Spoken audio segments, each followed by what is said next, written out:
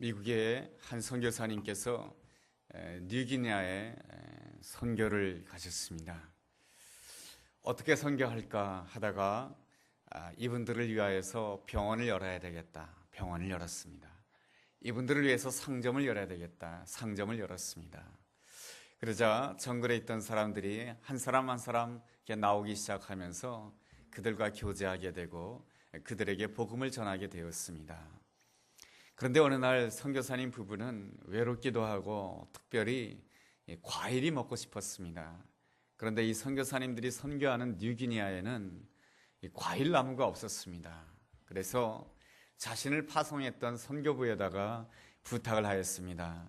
이 파인애플 나무를 100그루만 보내줬으면 좋겠습니다. 그래서 선교부가 그 선교사님 부부를 위해서 파인애플 나무를 100그루를 보내주었습니다. 정글 사람들에게 인건비를 주면서 이 파인애플 나무를 다 심으라고 하였습니다. 이 파인애플 나무가 잘 성장하여서 열매를 맺기까지는 3년이 걸린다고 합니다. 이제 3년이 되었습니다. 이제 곧 아주 맛있는 파인애플 열매를 따먹을 수 있는 시간이 다가왔습니다. 그래서 파인애플 열매를 따려고 파인애플 농장에 가보니까 파인애플 열매가 하나도 없는 것이었습니다. 그래서 알아보니까 정글 사람들이 파인애플 열매가 다 열리기도 전에, 다 익기도 전에 다 따먹어버리고 만 것입니다. 선교사님 부부는 너무너무 화가 났습니다. 그래서 정글 사람들에게 당신들 어떻게 그럴 수 있느냐, 이거 우리 거 아니냐 그랬더니 정글 사람들이 하는 말이 있습니다. 정글의 법칙이 있습니다. 정글의 문화가 있습니다. 그것은 무엇이냐면 내가 심은 거 내가 먹는다. 그래서 정글 사람들이 정글 사람들을 시켜서 심었는데 그 나무 심은 사람들이 열매 열릴 때마다 다 가져가 버리는 것이옵니다.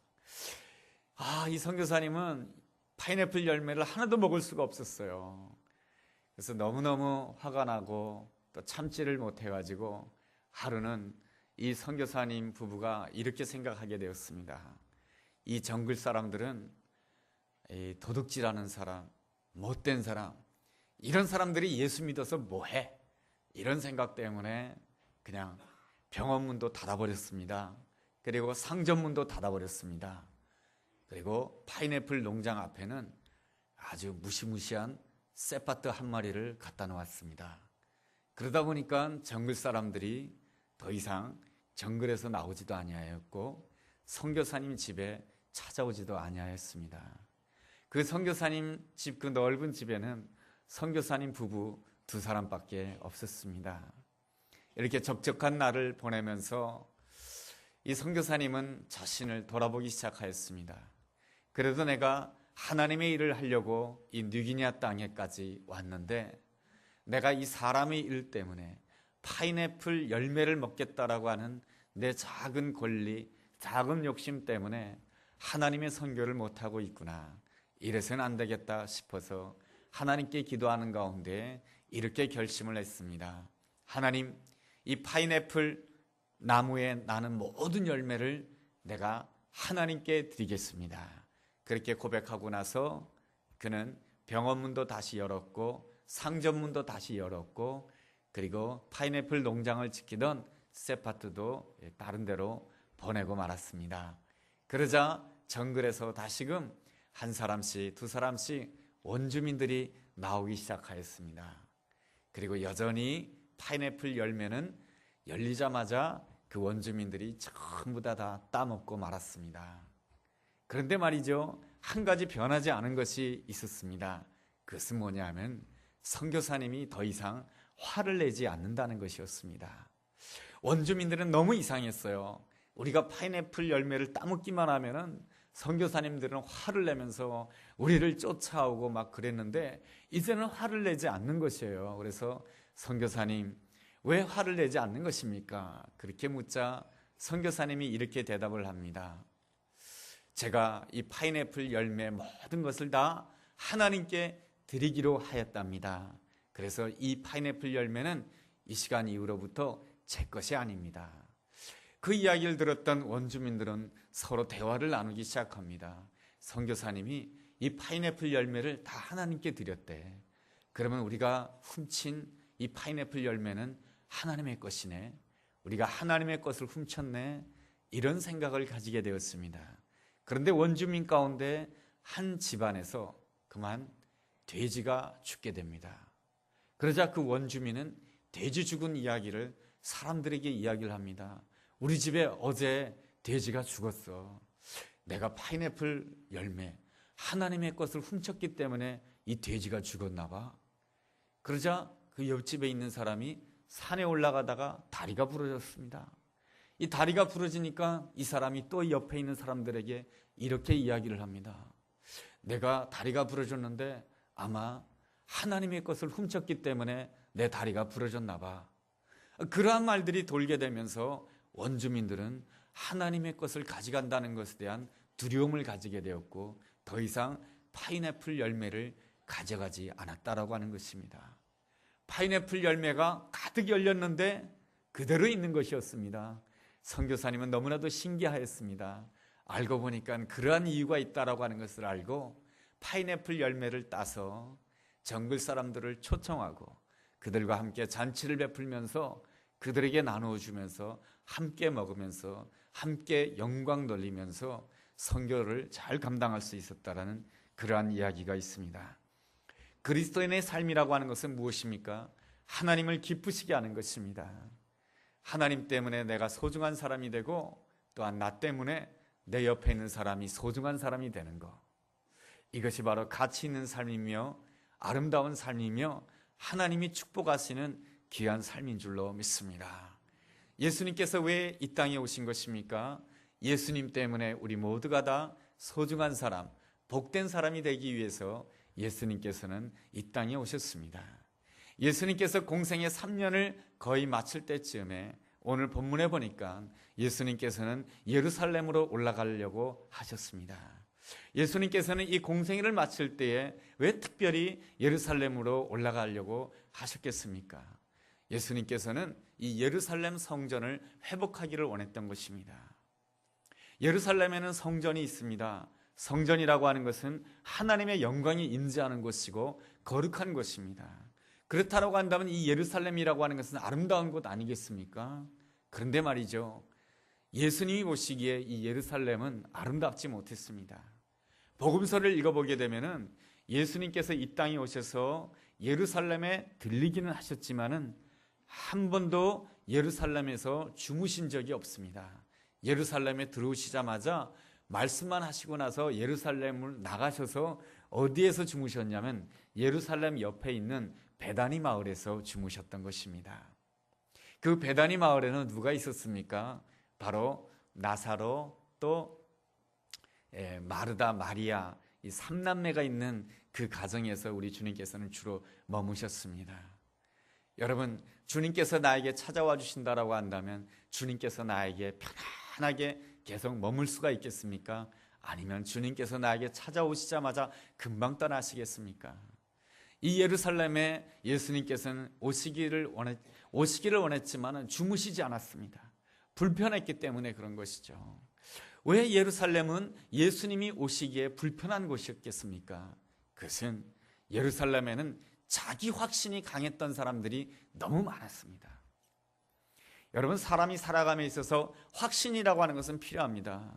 뭔가 확신이 있어야 열심히 노력하는 것이고, 확신이 있어야 노력하는 것이고, 확신이 있어야 어려움이 있어도 이 감당하고자 하는 마음을 가지게 되는 것입니다. 그렇지만 말이죠, 그 확신이 지나치게 되면 지나친 자기 확신이라고 하는 것은 교만이 되는 것이고요, 확신이 지나치게 되면 그 지나친 확신 때문에 바로 자기의 권리를 주장하는 욕망이 된다라고 하는 것입니다. 오늘 성경 마태복음 16장 21절에는 이러한 사람들이 나와 있습니다. 장로들, 대제사장들, 서기관들이 나와 있습니다. 장로들, 대제사장들, 서기관들, 이 사람들은 이 예루살렘 땅에서 누구보다도 하나님을 위해서 충성한다라고 그렇게 생각했던 사람들이었습니다. 누구보다도 하나님을 위해서 수고한다라고 생각했기 때문에 그들은 자기 자신에 대해서 확신이 있었습니다. 내가 생각하는 것에 대한 확신이 있었고, 자기가 말하는 것에 대해서 확신이 있었고, 자기가 행동하는 것에 대해서 늘 확신이 있었습니다. 그런데 자기 확신이 너무 지나치다가 보니까 어느 누구도 받아들일 수가 없었던 것입니다. 예수님께서 이 땅에 오셔서 놀라운 하나님의 기적을 베풀어 주셨음에도 불구하고 예수님을 영접할 수가 없었던 것입니다. 왜 그렇습니까? 자기 확신이 지나쳤기 때문에 그런 것입니다. 자기 확신이 지나치게 되면 어느 누구도 받아들일 수가 없게 됩니다.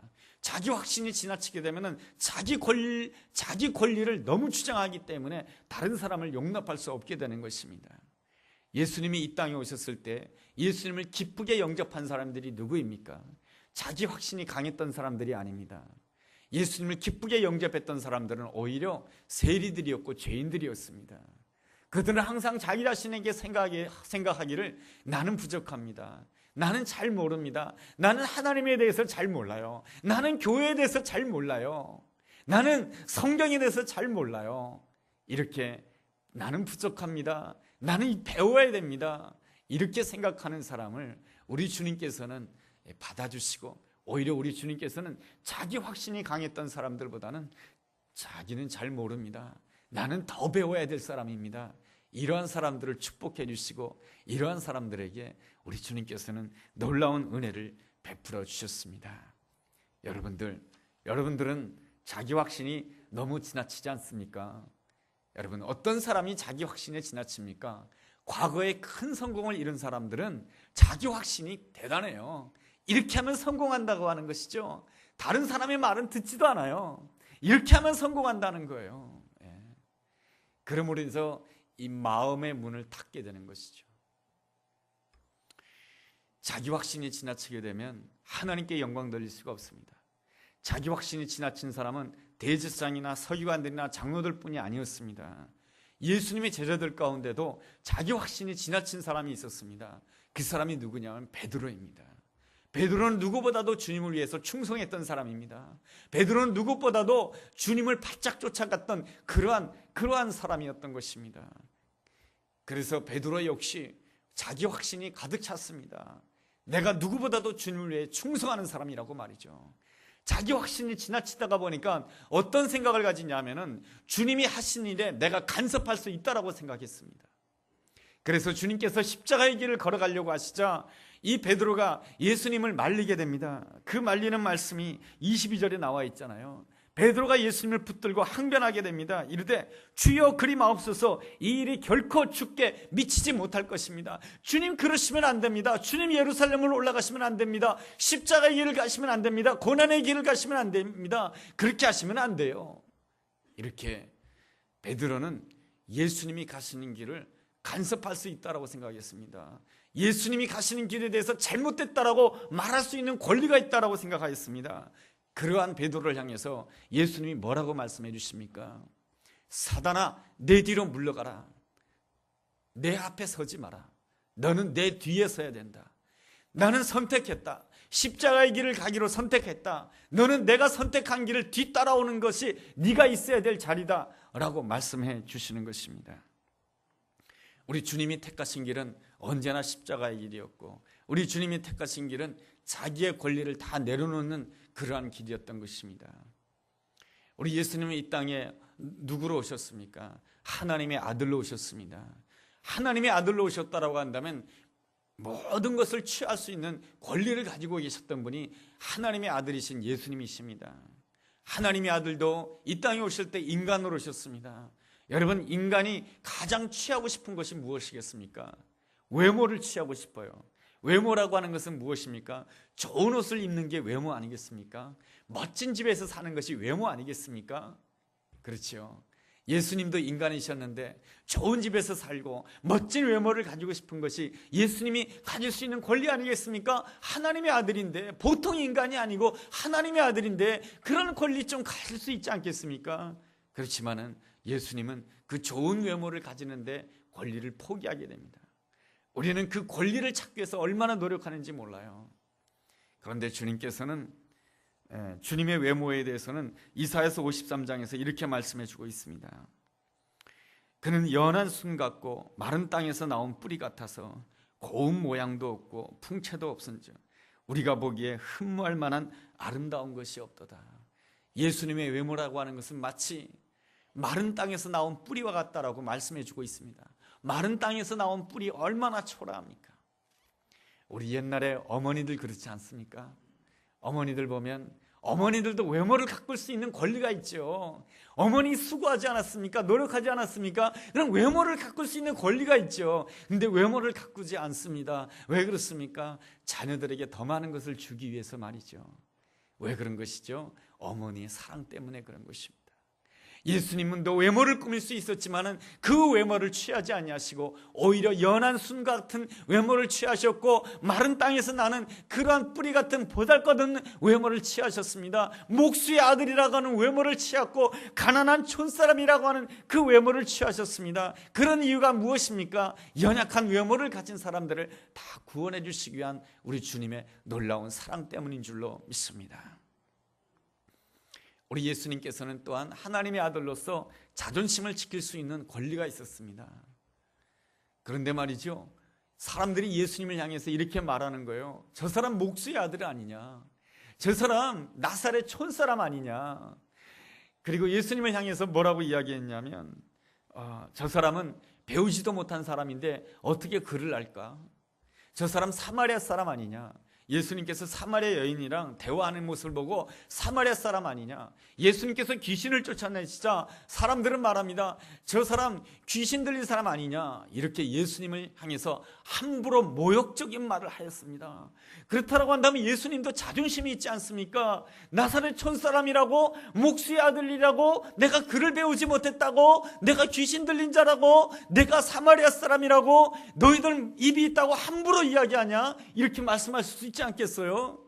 예수님도 자존심이 있는데 예수님이 누구예요? 하나님의 아들 아닙니까? 거룩하신 분 아닙니까? 존귀하신 분 아닙니까? 하나님의 영광의 보좌 가운데 계신 그런 분 아닙니까? 자존심이 있으신 분이신데 우리 주님께서는 그 세상 사람들이 하는 그 모든 말들에 대해서 한마디도 대꾸하지 않으셨습니다.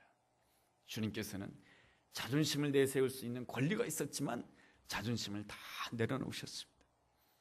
우리 주님께서는 사랑받고 인정받을 만한 권리가 있으신 분이었습니다. 예수님은 어떤 분이셨습니까? 문둥병자를 10명을 한꺼번에 고치신 놀라운 분이셨습니다. 그렇다고 하다면 문둥병자들로부터 고맙습니다, 감사합니다, 그런 이야기를 드려야 될 분 아니겠습니까? 그런데 문둥병자 10명 가운데 누가 돌아왔습니까? 한 사람밖에 돌아오지 않았어요. 9사람은 돌아오지 않았어요. 그 돌아오지 않은 그 사람들을 향해서 예수님은 이럴 수가 있었을까요? 너희들 누구 때문에 이렇게 깨끗함 받았느냐? 그런데도 나의 은혜를 잊어 이 배은망덕한 사람 같으니라고 너희들에게 다시 문둥병 생겨라. 예수님 그러지 않았습니다. 예수님은 분명히 하나님의 아들로서 놀라운 기적을 베푼 사람으로서 사랑받을 수 있는 권리, 인정받을 수 있는 권리, 높임받을 수 있는 아름다운 권리가 있었지만은 주님께서는 그 권리를 주장하지 아니하였습니다. 예수님께서 빌라도 법정에 서셨을 때 그 자리에는 예수님께로부터 은혜 받은 사람, 축복받은 사람, 오병이어로 5,000명을 먹일 때 예수님 때문에 먹은 사람, 예수님 때문에 병 고친 사람, 예수님 때문에 팔자 고친 사람들이 너무너무 많았지만은 예수님께서 빌라도 법정에서 십자가에 못 박히실 때 어느 누구도 나서서 예수님은 아무 죄 없어요, 예수님은 십자가에 못 박힐 만한 일을 하나도 하지 않았어요, 예수님은 아름다운 분이에요 라고 예수님을 위해서 변호하는 사람이 한 사람도 없었어요. 예수님은 사랑받고 예수님이 인정받을 수 있는 권리가 있음에도 불구하고 주님께서는 그들을 향해서 저주하지 않았습니다. 너희같이 은혜를 잊어버리는 사람은 나에게 소용이 없다. 너희같이 배신하는 사람은 나에게 필요 없다. 그렇게 말씀하지 않으셨어요. 예수님은 오히려 이렇게 기도하셨답니다. 아버지여, 저들은 자기들이 하는 것을 잘 모릅니다. 주님이 저들을 용서해 주십시오.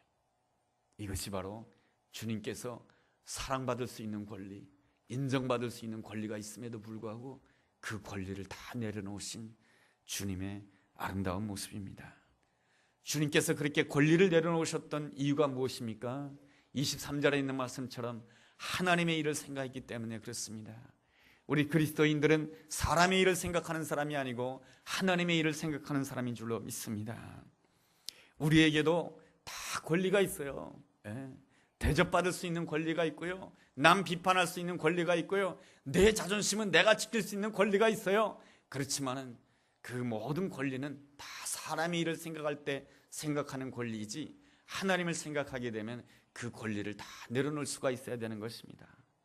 부부관계 속에서도 그렇습니다. 남편으로서의 권리가 있고요, 아내로서의 권리가 있어요. 남편은 밖에 나가서 얼마나 일을 많이 했습니까? 남편으로서의 권리를 생각하며 아내를 본다라고 한다면 아내가 불만족스러운 거예요. 내가 이렇게 밖에 나가서 열심히 일하고 있는데 당신은 집에 앉아서 뭐 하고 있느냐 이겁니다. 이게 뭡니까? 남편의 권리를 가지고 아내를 바라보고 있는 거예요. 아내는 또 어떻습니까? 아내의 권리 얼마나 대단합니까? 애기 낳았습니까? 남자가 애기 낳을 수 있습니까? 여자가 애기 낳는 것이지. 애기 낳았지, 애기 키웠지, 그리고 내 성을 따랐나 지 성을 따랐지, 그죠? 그렇게 해가지고 얼마나 수고를 많이 했습니까? 아내의 권리를 가지고 남편을 바라본다라고 한다면 남편이 좀 나이 똑바로 해줘야 되지 않겠습니까? 생일도 기억하고 뭐도 기억하고 뭐도 기억하고 좀 그래야지, 다른 남편들처럼. 이게 뭡니까? 아내의 권리를 가지고 남편을 볼 때 그런 것이죠. 다 불만족스러운 거예요. 그런데 남편이 남편으로서의 권리가 있지만 그 권리를 내려놓고 아내를 바라본다라고 한다면, 아내가 이때까지 아이 낳고 이제까지 설거지하고 빨래하고 수고한 그 모든 것들이 감사한 것이죠. 그리고 지금까지 내 옆에 있는 것이 얼마나 감사한 거예요. 아내로서의 그 권리가 있지만 아내로서의 그 권리가 내려놓는다라고 한다면, 이 남편을 바라보면 얼마나 남편이 고맙습니까? 내가 한번 밖에 나가서 일했더니 되게 힘들더라. 당신 맨날 밖에 나가서 일하는 거 얼마나 힘드냐. 그렇게 하면서 남편을 아름답고 좋게 볼 수 있지 않겠습니까? 권리를 내려놓고 서로가 서로를 바라볼 때에 아름다운 관계, 하나님의 축복이 임하는 귀한 관계가 될 줄로 믿습니다. 주님을 따른 사람이란 누군가? 24절에 나와 있습니다. 나를 따라오려거든 자기를 부인하고 자기 십자가를 지고 나를 따를 것이니라.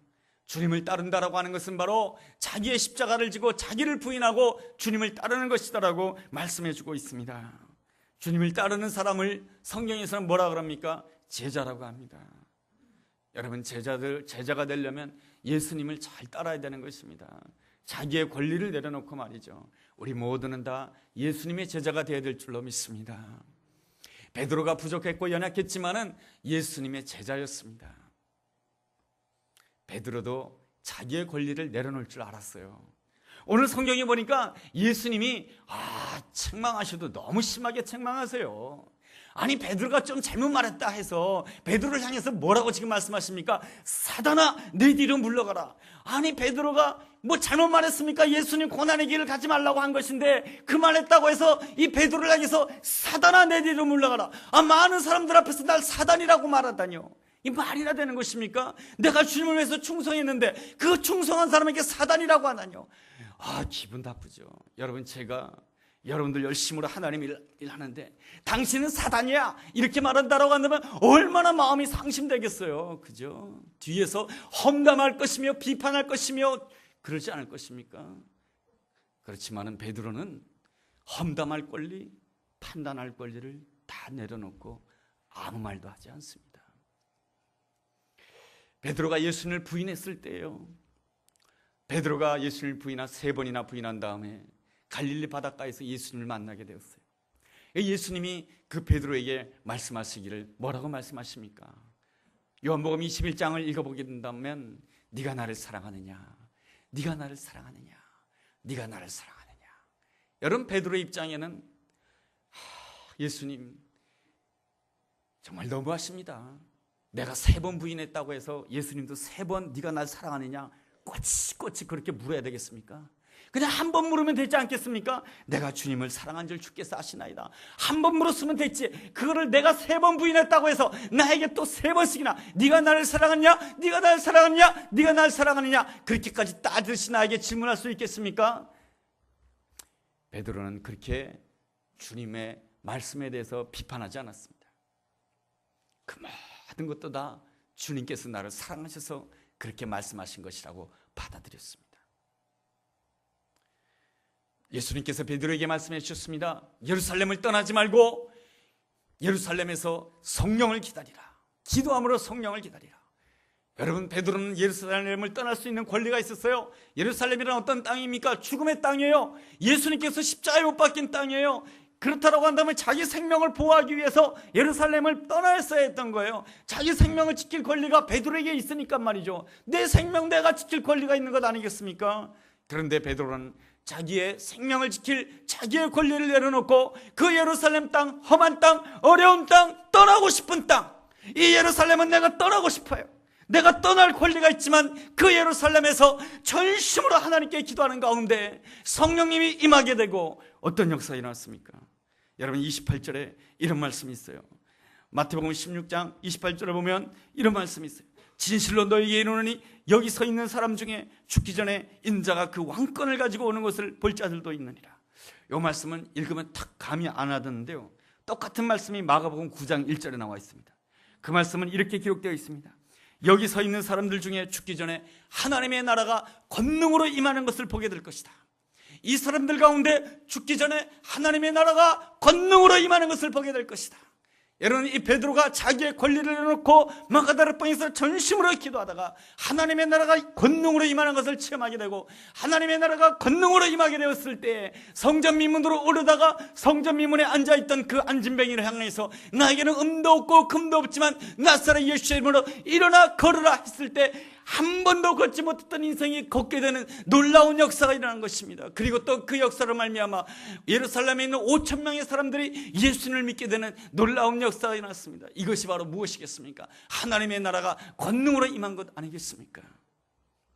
여러분, 예수님을 따른 사람이란 제자인 것입니다. 제자란 누구입니까? 자기의 권리를 내려놓고 주님을 따르는 자인 것입니다. 자기의 권리를 내려놓고 주님을 따르는 자에게 주님께서는 오늘 말씀하십니다. 하나님의 나라가 너의 삶 가운데 권능으로 임하게 될 것이다. 우리에게는 나름대로 내가 생각하는 권리가 있습니다. 나도 이만큼 수고했는데 대접받고자 하는 권리가 있습니다. 내가 이렇게 땀 흘렸는데 인정받을 만한 권리가 있습니다. 내가 이만큼 공부했는데 내 자존심을 세울 만한 내 나름대로의 권리가 있어요. 나도 편안한 살 권리가 있고 큰 소리 칠 권리가 있어요. 그러나 주님을 따르고자 결정한다라고 한다면, 내가 하나님의 일을 위해서 헌신하겠다라고 하는, 내가 주님이 십자가 지신 것처럼 나도 주님 따라서 십자가 진다라고 결정한다라고 한다면 내 권리를 내려놓고 주님 앞에 순종하게 될 때 그것이 고난의 길이고 십자가의 길이지만 오늘 주님께서 주신 그 약속의 말씀처럼 하나님의 나라가 너의 삶 가운데 권능으로 임하게 될 것이다. 이 놀라운 은혜의 역사가 우리의 삶 가운데, 우리의 가정 가운데, 여러분의 삶의 자리에 함께할 줄로 믿습니다. 이 은혜가 우리 모두에 함께하기를 주의 이름으로 축원합니다. 기도하겠습니다. 하나님 아버지, 주님을 믿는다고 했지만 여전히 나는 내 권리에 관심을 많이 가졌습니다. 십자가를 나의 입술로는 찬송하였지만 나 자신은 여전히 십자가를 지기를 원하지 아니하였습니다. 이제는 나의 권리를 내려놓고 사람의 일보다는 하나님의 일을 먼저 생각하는 가운데 온전히 기도하는 자 되게 하여 주옵소서. 그리함으로 인해서 하나님의 나라가 우리 삶 가운데 권능으로 임하는 놀라운 역사를 체험하는 하나님의 사람 되게 하여 주옵소서. 예수님의 이름으로 기도했습니다. 아멘.